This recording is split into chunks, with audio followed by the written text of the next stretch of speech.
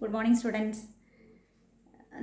നമ്മളൊരു വർക്ക് അല്ലെങ്കിൽ എങ്ങനെ ഡെഡിക്കേറ്റീവായിട്ട് നമുക്കൊരു വർക്ക് ചെയ്യാൻ പറ്റും? എങ്ങനെ പറ്റും? എങ്ങനെയാവണം ഡെഡിക്കേറ്റീവായിട്ടുള്ളൊരു വർക്ക് നമ്മൾ ചെയ്യണമെന്നുണ്ടെങ്കിൽ വളരെ ഡെഡിക്കേറ്റഡ് ആയിരിക്കണം, നമ്മൾ വളരെ സിൻസിയർ ആയിരിക്കണം. അപ്പോൾ നമുക്ക് എങ്ങനെ ഒരു വർക്ക് ചെയ്യാൻ പറ്റും? ചെയ്യാൻ പറ്റുമോ അതോ ഇല്ലേ? പറ്റും. ആദ്യമായിട്ട് അതിനോടൊരു പാഷൻ ഉണ്ടായിരിക്കണം, നമുക്കൊരു താല്പര്യം ഉണ്ടായിരിക്കണം. അതായത് ഒരു ഇൻബോൺ ആയിട്ട് ടാലൻറ്റ് ഉണ്ടായിരിക്കും. അതിനേക്കാൾ കൂടുതൽ നമുക്കൊരു ഇൻ്റലക്ച്വൽ ആയിട്ടുള്ള ഒരു നോളേജ് കൂടി നമുക്ക് കിട്ടുന്ന സമയത്ത് അതിനോടൊരു പാഷൻ ഉണ്ടായിരിക്കും. പക്ഷെ നമ്മളൊരു ഫിനാൻസ് അല്ല, നമ്മളൊരു മണി ഏണിംഗ് പർപ്പസിന് വേണ്ടിയല്ല നമ്മളൊരു പ്രവൃത്തി ചെയ്യുന്നത് എന്നുണ്ടെങ്കിൽ ഡെഫിനറ്റ്ലി ദർ ഈസ് ഡെഡിക്കേഷൻ. അവിടെ എന്തുണ്ടായിരിക്കും? ഡെഡിക്കേഷൻ ഉണ്ടായിരിക്കും. അപ്പം നമുക്ക് ഒരു വർക്ക് ചെയ്യുമ്പോൾ പലരും അതിനെ പല രീതിയിലായിരിക്കും പറയുന്നുണ്ടായിരിക്കുക. ചിലർ പറയുന്നുണ്ടാവാം നമ്മൾ വർക്ക് ചെയ്യുന്നില്ല, അതല്ലെങ്കിൽ ചില രീതിയിൽ ചിലപ്പോൾ പറയുന്നുണ്ടാവാം നമ്മുടെ വർക്കിനെ അംഗീകരിക്കാൻ പറ്റാത്തവരുണ്ടായിരിക്കാം. So not bothered about that's all things. We have to be a dedicated and sincere person. നമ്മുടെ സിൻസിയറിറ്റി അത് ആദ്യമായി നമ്മൾ ചെയ്യേണ്ടത് മറ്റുള്ളവരോടല്ല, നമ്മളോട് തന്നെയാണ്. So be sincere to yourself. Okay, നമുക്ക് ഇന്നത്തെ ക്ലാസ്സിലേക്ക് കിടക്കാം. ഇന്ന് നമ്മൾ ആദ്യമായിട്ട് നമ്മൾ എടുക്കാനായിട്ട് തുടങ്ങാൻ പോകുന്നത് നമ്മുടെ പെർക്യൂസിറ്റ്സിൽ തന്നെ നമ്മൾ കഴിഞ്ഞ ക്ലാസ്സിൽ നമ്മൾ പറഞ്ഞു, പെർക്യൂസിറ്റ്സിൽ എംപ്ലോയീസിനെ നമ്മൾ 3 കേസിൽ ഡിവൈഡ് ചെയ്യുന്നു. Taxable in the hands of all assessee, taxable in the hands of specified assessee, then tax free perquisite. Then ഫസ്റ്റിൽ നമ്മൾ പറഞ്ഞു taxable in the hands of all അസസിയുടെ കേസിൽ ഫസ്റ്റ് വരുന്നത് ഏതാണ്? Value of rent free accommodation. അത് നമ്മൾ complete ചെയ്ത് കഴിഞ്ഞു. അതിൻ്റെ പ്രോബ്ലംസ് നമ്മൾ വർക്കൗട്ട് ചെയ്തു. സോ നമ്മൾ നെക്സ്റ്റ് ചെയ്യുന്നത് കേസ് ഏതായിരുന്നു? Obligation of the employee met by the employer ആയിരുന്നു. So what are the obligation of the employee met by the employer? ഏതൊക്കെയായിരിക്കാം? എംപ്ലോയറുടെ ഏതെങ്കിലും എംപ്ലോയിയുടെ ആവശ്യങ്ങൾ എംപ്ലോയറാണ് മീറ്റ് ചെയ്യുന്നതെങ്കിൽ അതിനെയാണ് നമ്മൾ obligation of the employee met by the employer എന്ന് പറയുന്നത്. അതായത് എംപ്ലോയിക്ക് എന്തെങ്കിലും രീതിയിലുള്ള facilities, that is interest free ലോണൊക്കെ നമ്മൾ ഇൻട്രസ്റ്റ് ഫ്രീ ആയിട്ട് പ്രൊവൈഡ് ചെയ്യുന്നു. അതുപോലെ തന്നെ നമ്മൾ ഫ്രീ ആയിട്ടുള്ള ഗിഫ്റ്റുകൾ, free food, then club expenses. എംപ്ലോയിയുടെ ക്ലബ് എക്സ്പെൻസസ് മീറ്റ് ചെയ്യുന്നത് എംപ്ലോയറാണ് മീറ്റ് ചെയ്യുന്നത്. Then use of movable asset, that is laptop. ഇതെല്ലാം നമ്മൾ യൂസ് ചെയ്യുന്നത് ഈ കേസിലൊക്കെയാണ് നമ്മൾ വരുന്നത്. അപ്പോൾ ഇതാണ് obligation of the employee met by the employer. ഇപ്പോൾ നമ്മൾ 2 കേസും taxable in the hands of all അസസിൻ്റെ കേസിൽ നമ്മൾ തന്നു. ഇതിൽ പ്രത്യേകിച്ച് കാൽക്കുലേഷൻ ഒന്നുമില്ല, നമുക്ക് ക്ലിയർ ആയിട്ട് നമുക്ക് തരുന്നതായിരിക്കും. അപ്പോൾ അതിൽ ഈ ഇൻട്രസ്റ്റ് ഫ്രീ ലോണിൻ്റെ കേസിൽ മാത്രം ഒരു 20,000 റുപ്പീസ് ഉണ്ട്. ആ 20,000 റുപ്പീസിൽ എക്സീഡിങ് ഒരു കാറ്റഗറി മാറ്റം വരുന്നുണ്ട്. അത് നമുക്ക് ഡീറ്റെയിൽ ആയിട്ട് നമുക്ക് പഠിക്കാം. മറ്റുള്ള എല്ലാറ്റിലും നമ്മൾ വരുന്നത് ക്ലിയർ ആയ എമൗണ്ട് തരും. ആ എമൗണ്ട് നിങ്ങൾ obligation of the employee met by the employer എന്ന് പറഞ്ഞ് നമ്മൾ നോട്ട് ചെയ്യാണ് വേണ്ടത്. ഇനി നെക്സ്റ്റ് നമ്മൾ നോക്കുന്നത് perquisites taxable in the hands of specified assessee ആണ്. പെർക്യൂസിറ്റ്സ് ടാക്സബിൾ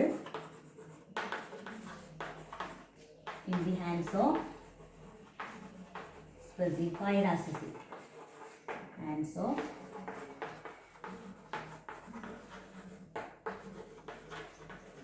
specified assessee കേസിലാണ്. ഫസ്റ്റ് നമ്മൾ ഇതിൽ മനസ്സിലാക്കേണ്ടത് എന്താണ്? What you mean by a specified assessee? ഒരു സ്പെസിഫൈഡ് അസസി എന്താണ്? സ്പെസിഫൈഡ് അസസി മീൻസ്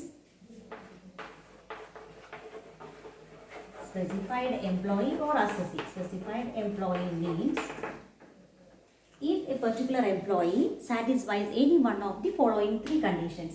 നമ്മൾ താഴെ പറയുന്ന 3 കണ്ടീഷൻസിൽ ഏതെങ്കിലും ഒരു കണ്ടീഷൻ സാറ്റിസ്ഫൈ ചെയ്യുകയാണെങ്കിൽ that employee is known as a specified employee. That first one, director cum employee.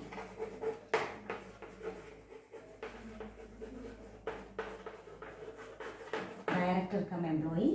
And second one, substantial interest in a company.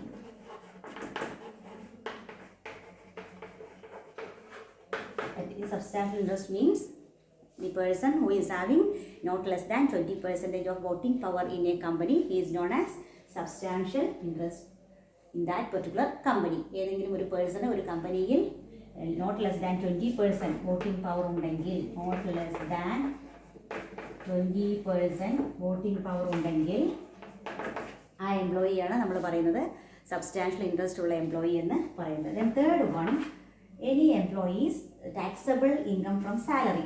Taxable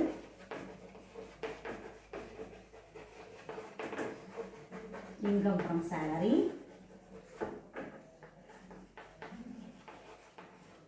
exceeds rupees 50,000. ഒരു എംപ്ലോയിയുടെ salary, taxable salary 50,000 റുപ്പീസിൽ exceed ചെയ്താൽ ആളെയും നമ്മൾ specified assessee എന്ന് പറയുന്നു. അപ്പോൾ first case director cum employee or not less than 20% voting power. Then third one ആണ് taxable salary income exceeds 20,000 rupees. ഇതിൽ നമുക്ക് പല സിറ്റുവേഷൻസിലും ചിലപ്പോൾ ഡയറക്ടർ കം എംപ്ലോയി ആവണമെന്നില്ല, അതുപോലെ തന്നെ സബ്സ്റ്റാൻഷ്യൽ ഇൻട്രസ്റ്റ് ഉണ്ടാവണമെന്നില്ല. അപ്പോൾ നമ്മൾ ചെക്ക് ചെയ്യേണ്ടത് ഈ തേർഡ് കേസാണ്. നമുക്ക് എപ്പോഴും സാധാരണ പ്രോബ്ലം ചെയ്യുമ്പോൾ വരുന്നത് ഈ തേർഡ് കേസാണ്. സാലറി ഇൻകം 50,000 എക്സീഡ് എന്നുള്ള ഈ കേസാണ് വരാറ്. അപ്പോൾ ആ കേസിൽ നമ്മൾ ഈ 50,000 എങ്ങനെ കമ്പ്യൂട്ട് ചെയ്യും എന്നുള്ളതാണ് ഇനി നമ്മൾ പറയുന്നത്.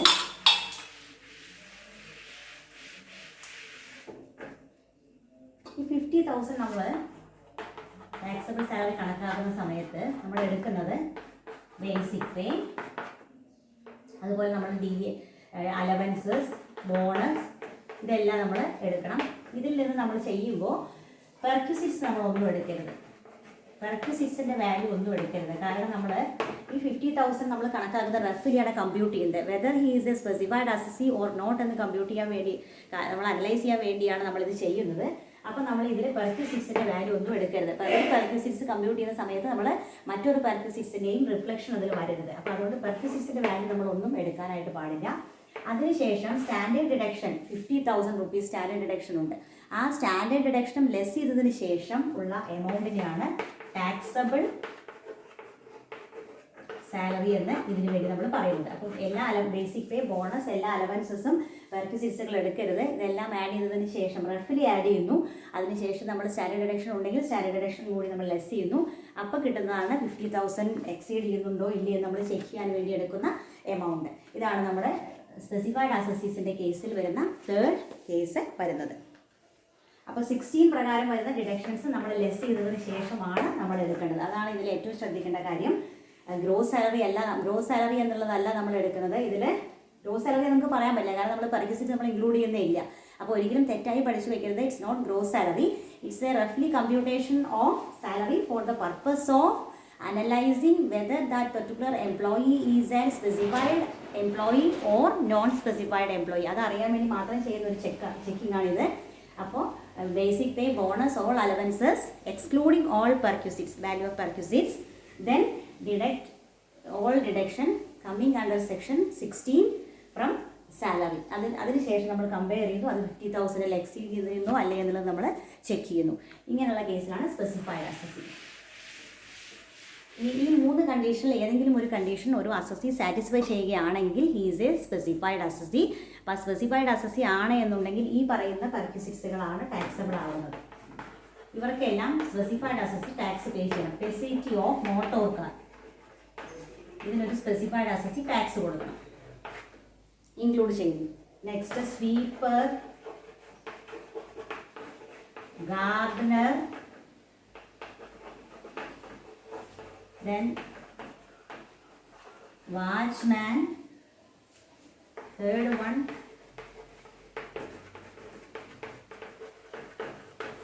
gas, electric energy and water, gas, electric energy and water, then fourth one education facility to members,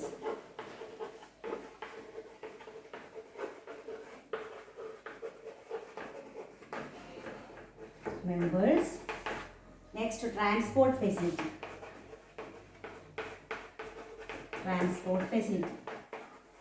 ഇത്രയും ഐറ്റത്തിൽ നമ്മൾ ഒരു സ്പെസിഫൈഡ് അസസി ആണെങ്കിൽ ഈ ഐറ്റംസ് എല്ലാം നമ്മൾ പെർക്വിസിറ്റ് ആയിട്ട് ഇൻക്ലൂഡ് ചെയ്യുന്നതാണ്. Facility of motor car, sweeper, gardener or watchman, gas, electric energy and water, education facility to members, then transport facility. ഇത്രയും ഐറ്റംസിന് സ്പെസിഫൈഡ് അസസി ടാക്സ് പേ ചെയ്യണം, പെർക്വിസിറ്റ്സിൽ പേ ചെയ്യേണ്ടതാണ്.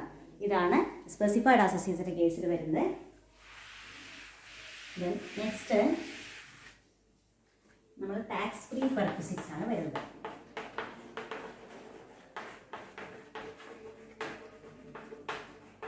Tax free perquisites. Tax free പെർക്വിസിറ്റ്സിൽ നമ്മൾ വരുന്നത് ഫസ്റ്റ് വൺ മെഡിക്കൽ ബെനിഫിറ്റ്. ഇതിൽ നമ്മൾ ടാക്സേ കൊടുക്കാത്തൊരു കേസാണ് ഇതിൽ നമ്മൾ വരുന്നത്. ടാക്സ് ഫ്രീ ആണ് ഇവയെല്ലാം, medical benefits. Then second one പറയുന്നത് tea or snacks, tea or snacks during working hours. Working hours provide ചെയ്യുന്ന tea അല്ലെങ്കിൽ snacks. Then residential accommodation provided at site.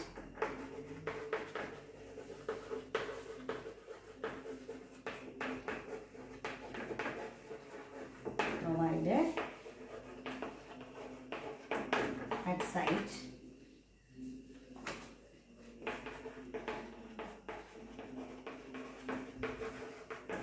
Expenses of telephone, including mobile phones,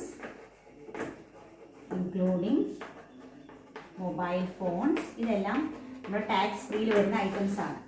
ഇത്രയും ഐറ്റത്തിന് അതേപോലെ refresher കോഴ്സസിന് പോകുന്നത്, അതുപോലെ തന്നെ employee മറ്റേതെങ്കിലും നമ്മൾ സ്കോളർഷിപ്പുകൾ കിട്ടുന്നുണ്ടെങ്കിൽ, കുട്ടികൾക്ക് സ്കോളർഷിപ്പ് കിട്ടുന്നതോ അല്ലെങ്കിൽ എംപ്ലോയിക്ക് കിട്ടുന്നതോ ഉണ്ടെങ്കിൽ അതെല്ലാം ടാക്സ് ഫ്രീ ആണ്. അതിനൊന്നും നമ്മൾ ടാക്സ് പേ ചെയ്യേണ്ട കാര്യമില്ല. ഇതാണ് ടാക്സ് ഫ്രീ